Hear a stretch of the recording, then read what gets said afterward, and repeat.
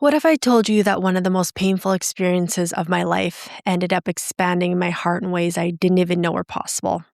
If you've ever gone through something that completely shook you, something that didn't make sense, you're in the right place today. Because so many of us carry these moments quietly, trying to be strong, trying to move on, but still feeling it underneath the surface.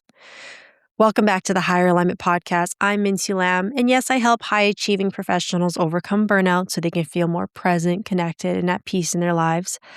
But today's episode is actually a really personal one. In this solo episode, I'm sharing something I haven't talked about publicly yet, which is what Thomas and I went through over the past few months and how it changed me and him. By the end of this episode, you might start to see your own pain a little differently, not just as something to get through, but something that can actually open you up. So stay with me because this one goes deep.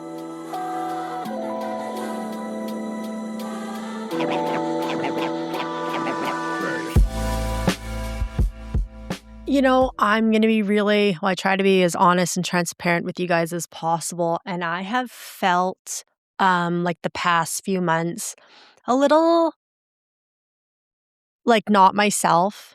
And I've been playing with how I want to share with you guys now. And I'm still so passionate about what I do and how I help people. But also I think there's probably a deeper level to go as far as sharing with you guys and just how I want to interact with you guys. And to me, that always comes back to authenticity and transparency. And especially right now with AI, I think people are just craving that realness more and more, that real human connection. So today, I'm going to share with you one of the biggest things that's happened to me in the past 6 months that I haven't publicly talked about yet. And Thomas and I actually had a miscarriage on Christmas Day of 2025, so the Christmas that just passed.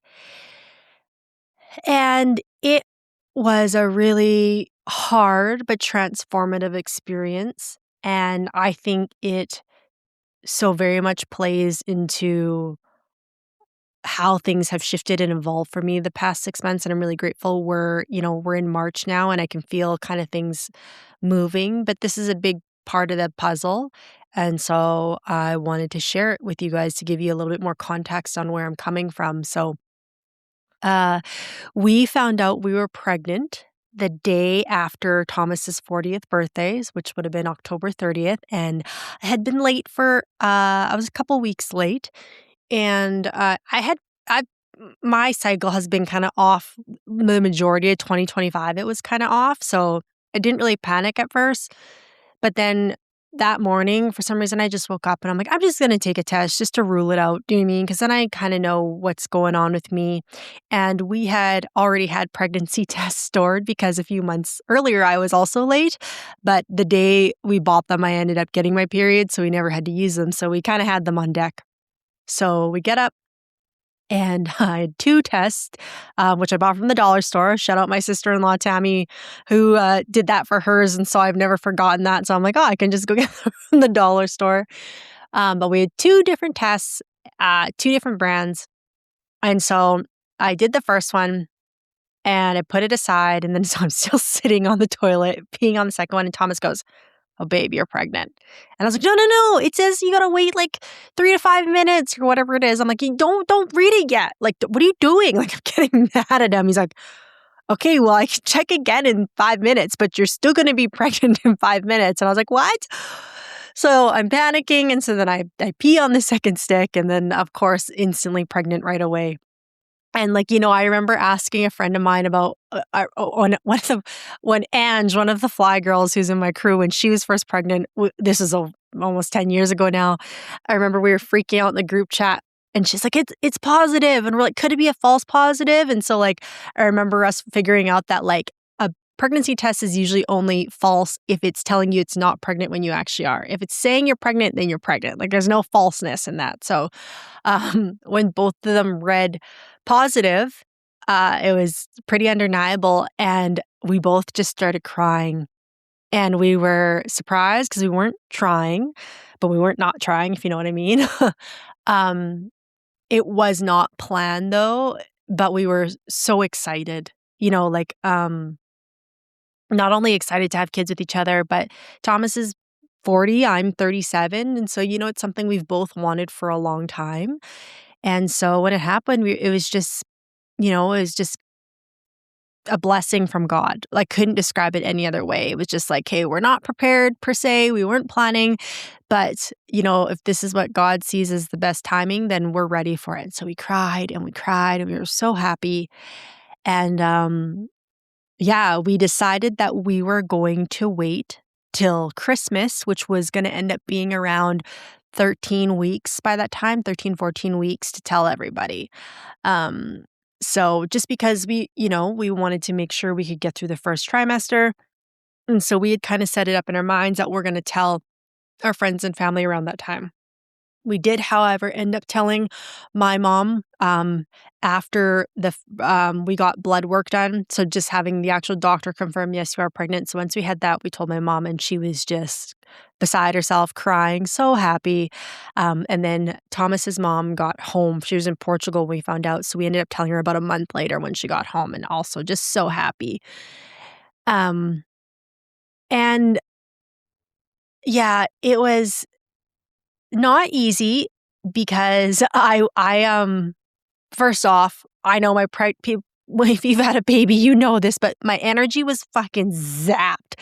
Like, within a matter of a few days, I went like from usually operating about, I would say, a consistent 7 or 8 every day. I was like at a 3. Okay. I was like, my energy was shot. I would wake up after a 9-hour sleep and need to have a nap by like noon, like just shot. And I've never been this gassed in my life, and like consistently over and over.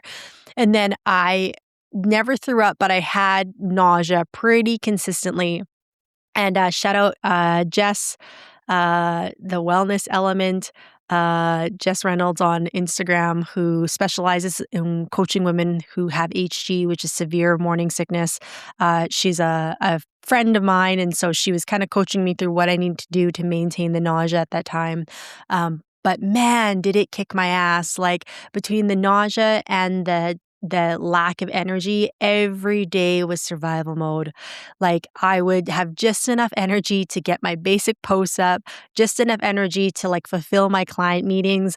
But I would go from like laying on the couch in the fetal position to like, okay, I have a client, get up, serve, like have the session with my client, and then go right back to laying on the couch. Which, by the way, I will say, I don't know how women do this when they have a full-time job. Like, I am so grateful that I'm self-employed and I could just like, again, do what I just did, like be on the couch right before and after a meeting and not no one tell me that I can't. Because it was hard. My energy was zapped. Now, I also know, like, I have a few friends who are like, I felt fine my entire pregnancy, and like, amazing for you. I hope the next one I feel that way. But damn, it was hard. It was so hard. And it was pretty much every day of that. So, August, November, December, or not August, October, November, December were pretty much survival mode for me. And what I am really grateful for is, because I had done this work, of nervous system work and understanding my capacity really well, I really made sure not to push myself. So where the old Mintu probably would have been like, oh, you can keep working, you can keep working out, you can keep doing this, I really listened to the signs of my body and was able to be like, well, first off, your body's telling you you actually don't have the capacity for this. And 2, you're not doing this for you anymore. And wow, I'm getting a little emotional. I've never, it's obviously probably something you can't understand, or like, you probably don't understand that feeling unless you're a mom. Like, that the decisions aren't really about you anymore. And like, I've coached a couple women in my program, and I'm always the first to say like, this is what I advise you to do, but I realize I'm not a mom. Like, I think when it comes to taking care of yourself and prioritizing yourself, it's a different level when you have little humans that are extensions of you and that you're responsible for. But even in that moment when I didn't, I just still have this little tiny baby growing inside of me. It was like, okay, your mind's trying to tell you you can keep working at this pace, and I'm telling you, you can't. And if you choose to ignore the signs of your body by listening to your mind, you're not just hurting you, you're also hurting your baby, you know? So I'm just really grateful again that I had the flexibility and freedom to work for myself so I could listen and trust that. And also, um, that I had the awareness to really just let my body do its thing. So, we go through October, we go through November, and we go through December, and so I had decided to delay my first ultrasound a little bit because, again, talking to my friend Jess, um, the the ultrasounds can be quite dysregulating for the fetus.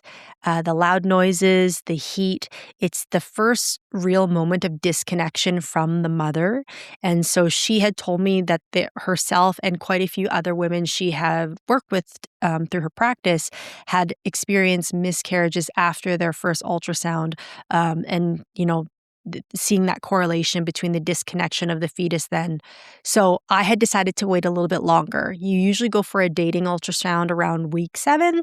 I decided to wait till about week 10 or 11.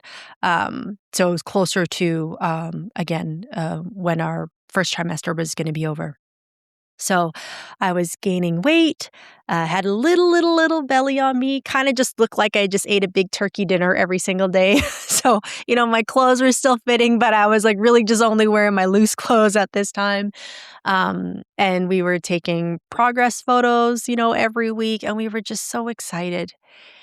And then we got to the ultrasound, our first ultrasound, and again, we hadn't seen anything of the baby yet, so it was kind of be our first kind of interaction and confirmation with it. And laid down for the ultrasound, and then they tried to do it just from the stomach, but my uterus is in a unique position, so they had to go internally to take the ultrasound. And when she got on there, I could just see it on her face. And the ultrasound tech said, how far along are you? And I said, I think about 10, 11 weeks. She's like, okay. And she's like, and have you had any cramping or bleeding? Which I hadn't. I said, no. She's like, okay. She's like, this doesn't quite look like a fetus at this age. She's like, but I'm going to grab the doctor and chat with her and we'll be back. And, all we could see on the screen was the amniotic sac. There was no fetus there from what we could see. But again, I'd never seen one. Like, I mean, I've seen ultrasounds online, but obviously I hadn't seen mine. So, like, I could sense and see that something was wrong, but, like, it didn't wanna believe it in that moment. So she got up and she left the room, and I just started crying. It's just yeah, it was really, um you go in there so excited to see this baby, and then when it wasn't there and again, I'm also just, like, so like, I'm sick every day, bloated. God, I'm bloated, I'm gaining weight, that's a nice way of putting it. I'm sick every day, I'm exhausted, I'm just trying to survive every day, and then you go in and you are expecting to see this, like, beautiful moment of relief of, like, why you're doing this, and it wasn't there. So and I just had a little cry with Thomas, and then the doctor came into the room, and she said, like, this is, there's 2 things here. She's like, either A, your dating's really off, so you're not as far along as you think you are, which is very unlikely. She's like, or the baby stopped developing around week 5 or week 6. She's like, because that's what this would look like, what we were seeing on the screen. So she said, I want to send you for some more blood work. And then we're going to have another ultrasound in about 10 days, which would have been about December 30th. Oh no. Yeah, would have been December 30th. So right before New Year's. And we'll kind of get final confirmation then. But I mean, she was trying to be as supportive and optimistic as possible for us, but it was pretty obvious what had happened. So we left the clinic and we just cried, both of us. We cried so much. And we got home and we called my mom and she cried And we told Thomas's mom, and, she said, "Just wait to see what happens," because, what was confusing about all of this was my body still thought I was pregnant. My cervix was still closed. Again, I hadn't had any cramping or any bleeding, which is obviously what happens when you miscarry a baby. I had none of that. So my body still thought it was pregnant. And, I'm someone who really trusts the language of my body. I listen to it. I'm very in tune with it. So for me, as someone who spent years really trusting the guidance of the body, it was kind of like, how have you not picked up on this? And not in a judgmental way, but just kinda like, how come you still think you're pregnant when if the baby's not actually still alive, you know? It was so confusing and so heartbreaking all at once, and I just remember, like, Thomas and I drove home, and we got home, we sat on the couch, and both of us just cried. We cried, and, Thomas said, he's like, "I wanna remain optimistic, I wanna maybe they got it wrong, maybe it's still in there," and I wanted to believe that too, but the evidence just seemed to be too much. So, not long after that, just a couple days after that, we went and got, some more blood work done to see if my, HCG levels had dropped, which are essentially, the levels those skyrocket when you get pregnant, and they had dropped. And so, that to me was kind of all the confirmation I needed. Um, and, you know, what was really hard about this is while it was happening, I've some of you may or may not know, but I have a very deeply spiritual part of me, and I just couldn't figure out why this happens. Like, the pain I was feeling of losing this baby, like, and they were telling me the stats right now are 1 in 4, like, 1 in 4 women have a miscarriage, and it was like, "Why? Like, why do women go through this? Why do we go through the pain of losing a baby?" You know what I mean? What's the lesson in it? And thankfully, I, talked to one of my dear friends, Priscilla, and not only is she just a deep, wise teacher, but she had experienced a miscarriage, she had experienced a baby she had to terminate, and she also has 2 beautiful daughters, so she's kind of experienced the gauntlet of what women can go through when it comes to birth. And, I asked her, I'm like, "Why do we go through this?" And she just said, she's like, "The whole point of kids is to teach you how to love more, to expand your capacity for love." She's like, "So even just, with the few months that you had with this baby, like, how did it do that for you?" And, I mean, there was 2 real ways. Like, 1, I realized what it was for the first time in my life to think about like nothing else mattered. Once I was pregnant, the business didn't matter, like, making money didn't matter. Not that I wasn't gonna take care of my clients, but it wasn't the priority for the first time in my life. For the first time in my life, and making sure I did a good job of carrying this baby was. And that to me was a different level of not only love for the baby, but love for myself, because it was like, "No, like, all those things can wait. You, taking care of you is what's most important right now." And that's a lesson I've been learning the past couple years, but it really just pushed it to another level. And the second place it really expanded my capacity for love was with Thomas. Like, as soon as he found out I was pregnant, that man cooking, cleaning, taking care of everything, not letting me lift a finger. "You sit, you lay down, you take care." Like, I didn't even have to ask him. Just the moment he found out I was pregnant, he just stepped up in a way where I think you can probably only like, you have to be in that situation to give someone the opportunity to do that. Like, seeing him do that for me, and then seeing how he not only was there for me when we found out the baby was most likely like, the pregnancy was terminated, not only how he held space for me, but just how he processed it. He didn't pretend to be like he had it all together, he didn't pretend like it didn't bother him, he just sat there and cried with me and felt everything with me, and, like, I didn't know I could love him more, but that whole situation, I fell even deeper in love with him. And, like, that's why, like, we're engaged now, we're getting married in September, and we got engaged after a year of being together, and, I've seen people say, like, "Oh, that's really quick," and for me, it's not. For him, it's not, and the reason being is, like, when you're trying to decide whether you should be with someone or not, the rule of thumb is kinda like 2 years. You need to be with someone for at least 2 years, but it's like, well, why 2 years? Because in 2 years, you usually have enough time to go through what you need to go through in life to really see someone at all their moments, right? It's easy to go on dates with someone, to travel with someone, well, most people, it's easy to have fun vacations and go out for nice dinners and do all the fun things. What you wanna do is you wanna see someone when they're at their breaking point.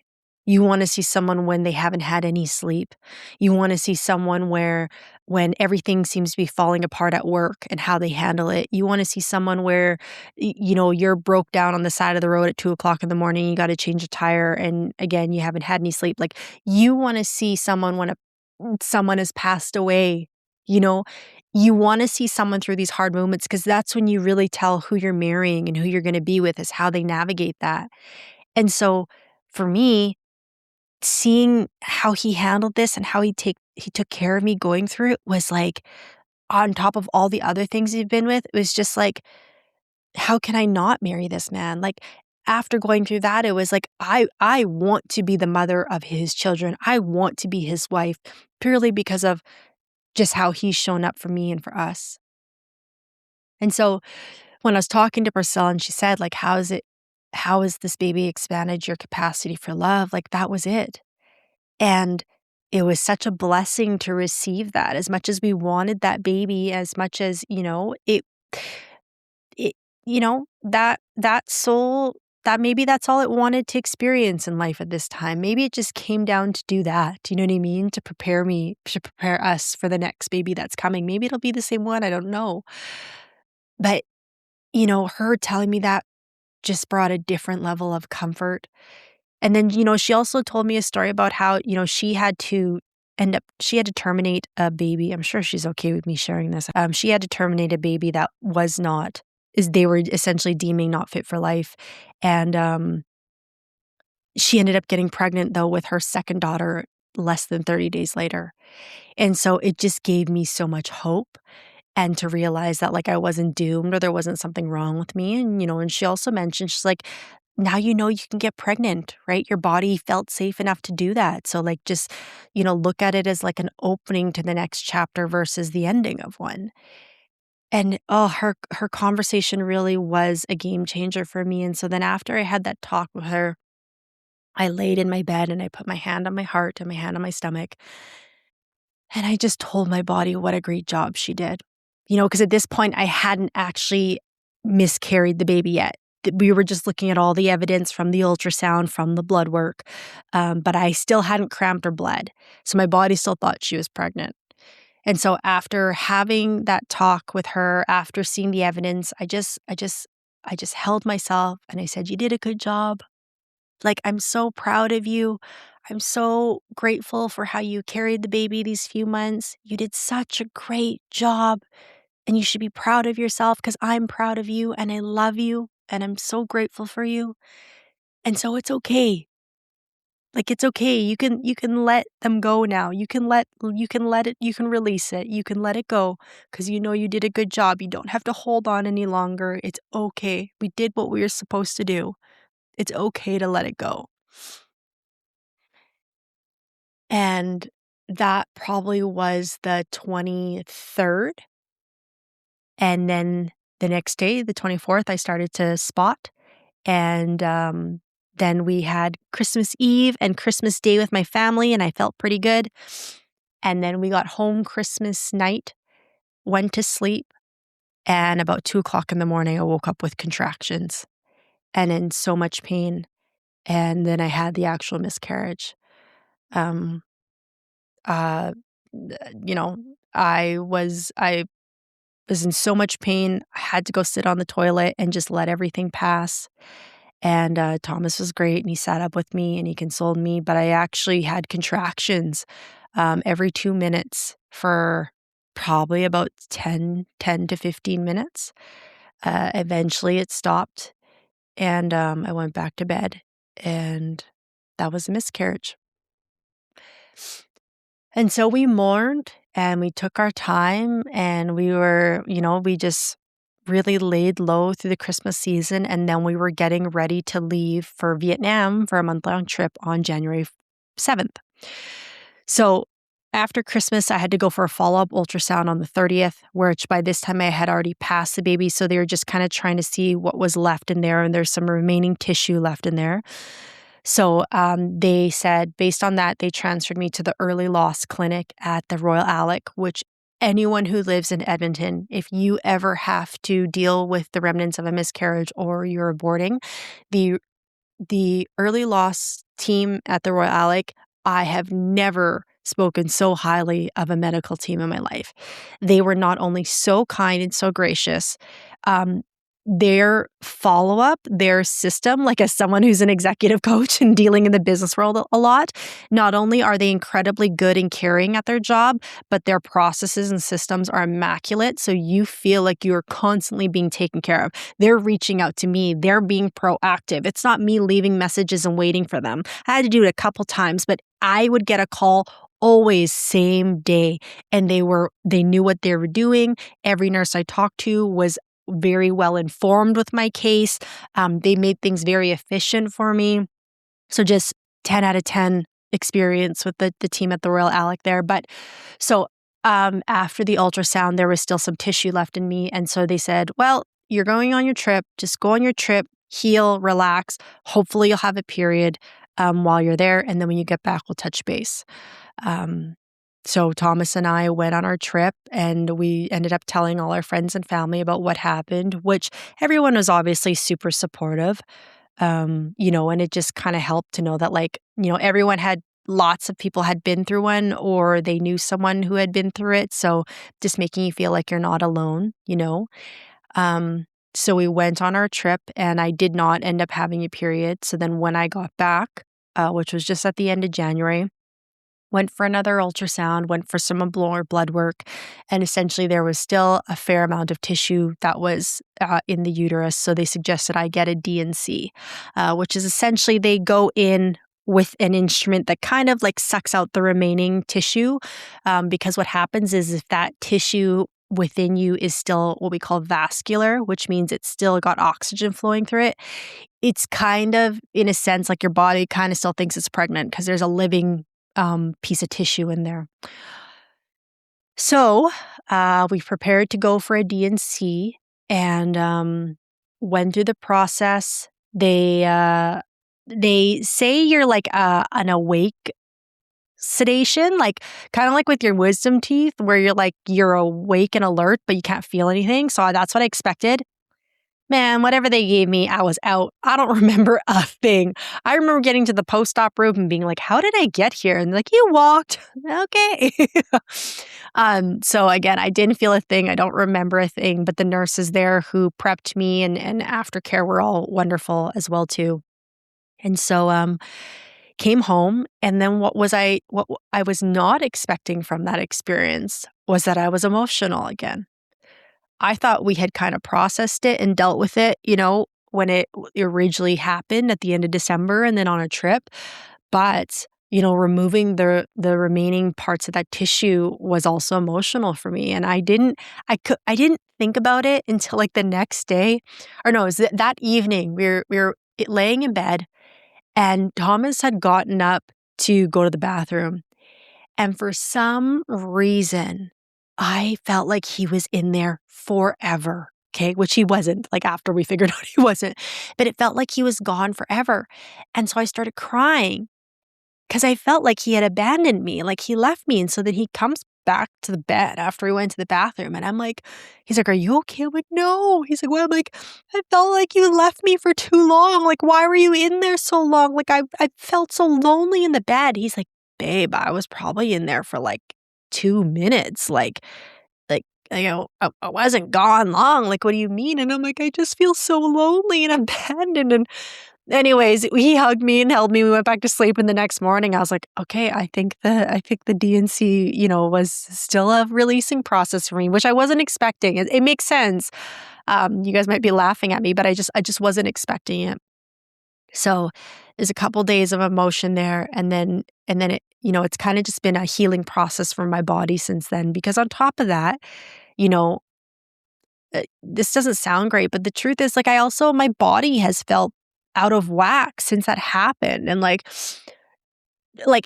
truthfully, my body has been strong. Like, I've talked about how I've made adjustments in the gym and food-wise, and, like, my body in the grand scheme of things is a lot stronger and healthier than it's ever been, but going through that process is a different level, and so, I had this little extra kind of baby weight on me, and so it was this reminder of, like, what had happened, and so it almost was a little bit trickier to kinda get back into, like, feeling like myself again, because the weight wasn't just weight, it was a reminder of what had happened, and that also filled my head with all kinds of thoughts and feelings, and it's just been a process, like, I'm really just in the last few weeks really starting to feel like myself again, and maybe that could be because 'cause we're in March, although I'm looking out the window right now and there's still snow on the ground, but, like, we're moving more into spring energy. So that makes a difference too. We're finally in the new year as far as if you look from like a nature standpoint or the lunar year. So that's probably part of the energy too, but also for me it's been just healing from what we went through, you know. Um and I felt like I had to share this story with you guys cuz it's a big part of my life, and it not only like reinforced how important it is the work that I do and why I'm so passionate about it, but it just gave me a newfound perspective, not newfound perspective. I think if anything, it doubles down on the perspective of like, what's really important in life. Like, I have been the business motivated, money motivated, competitive woman for so long. Like, that's been my primary focus for a long time. And I'm in this season now where my priorities are like, becoming a wife, being a great girlfriend, being a great fiance, gonna be a great wife, and hopefully soon being a mother. And while it's sad what happened, it was a glimpse into what that next chapter of my life is gonna be like for me. So, it was really painful, but we took a lot of great lessons from it. You know, I guess I wanted to also share this too because, like, I know women go through this all the time and lots of women talk about it. But when I was going through it, like, what I needed more than anything was to hear someone else's story with it, because I felt so alone. I felt like something was wrong with me. I felt like Thomas felt like something was wrong with him. He was like, "Should I go get my sperm checked?" You know what I mean? Like, you start to think all these things, and we had this, midwife, who said she's like, "The biggest challenge couples go through once this happen is they start to overthink things, and they start to kinda, like, again, kinda go to worst case scenario about everything." And so when we had mentioned, Thomas is thinking about maybe just getting a sperm check, she's like, "That's overthinking." She's like, "I don't think you need to go to that yet." She like, it's one miscarriage." She's like, "If this continually happens in the future or continuously happens," she's like, "we can maybe talk about it then." She's like, "But for now, just allow your body to heal. You didn't do anything wrong." She's like, "9 times out of 10, these miscarriages happen because there's something chromosomally wrong with the baby or, unfit with the baby. So look at it as like, you wanna bring a healthy child into this world, and, it just wasn't the time for that." Okay, if you're an executive who's craving more clarity, happiness, and a sense of real inner peace in your day-to-day, make sure you hit follow so you never miss an episode. This show is here to help you lead, succeed, and actually feel good while doing it. And if something resonates today, give it a like and share it with someone else who could use a little bit more calm in their life too. It can be such an isolating and daunting experience. And I wanted to share that with you because it's really shaped how I'm approaching my life now after what we went through. And again, the biggest takeaways for me were like, I'm just even deeper in love with my fiance and my soon to be husband. Like, just couldn't imagine a better partner, and also knowing that, like, it's just not a defining moment. And I think we all know that, and I think it's easy to tell someone that when you're not going through it, but when you're in that moment, it does feel like it could be a defining moment for you. What if we're doomed? What if we can never have kids? And and ultimately, I don't actually know the answer to that, right? Like, the reality is we could have another one. The reality is we might never get pregnant again, or we might get pregnant as soon as we start trying again. Like, we don't know, you know what I mean? But it's not a defining moment, and also, it just showed me what I'm capable as a woman. It showed me what I'm capable of as a woman. Sorry, I had to get that out. Like, I thought I knew how strong I was before. Once I went through that, I realized there's so much untapped power within me, and I felt like I was doing what I was put on this earth to do, and I know not all women might have that same sentiment, but I also don't know if you can actually feel that till it's happening. Like, I've always wanted to be a mom. I've never thought, like, this is what I'm put on earth to do, but I've known I've always wanted to be a mother. But, like, once that baby was growing in me, I'm like, it was like a superpower upgrade. It's like, "Oh, yes. Now we're talking. Now this is where life actually shows you what's possible, what you're capable of, what women are, you know, so incredibly, um, what we're j what we're just the power that we hold as women. The power that we hold as women, that's what we're here to do, and I'm not saying you have to choose to do that, but wow, it is truly a miracle. It is truly a miracle to bring a life into this world, and even though the world's a little scary right now, I look at it as an opportunity to create more good humans because I think we need more good humans, you know what I mean? To share more love, to bring people into this world that can make a difference, you know? I've never experienced what it's like to, like, embody that energy, and for the first time I did, and so that's another way that baby blessed me, was to show me, like, "Wow, mom, this is what you're actually capable of. This is what actually is important in life." That's the story of our beautiful baby who's now in heaven somewhere. And, we can't wait to try and have more. I told Thomas we're gonna wait till after the wedding because I wanna fit nice and snug into my dress. But, we hope to have kids as soon as possible and start a family. And, I just hope anyone listening to this, again, whether you're a woman who's gone through it or even a man, like, just talk to people. Don't brush it on even though it happens often, you don't have to treat it like it's another everyday occurrence. Like, treat it like what it actually is, and process it not just physically, but emotionally and spiritually for yourself. Because, again, I go back to what Priscilla said and just saying that the whole point of children is to expand our capacity for love. And so if maybe you've gone through it or you're going through it and you don't quite know what that means yet, ask yourself that question. Like, how did this expand my capacity for love? Or how can I still use this situation as a way to expand my capacity for love? How can I find more compassion for myself, for my body, for my partner, um, just for life in general?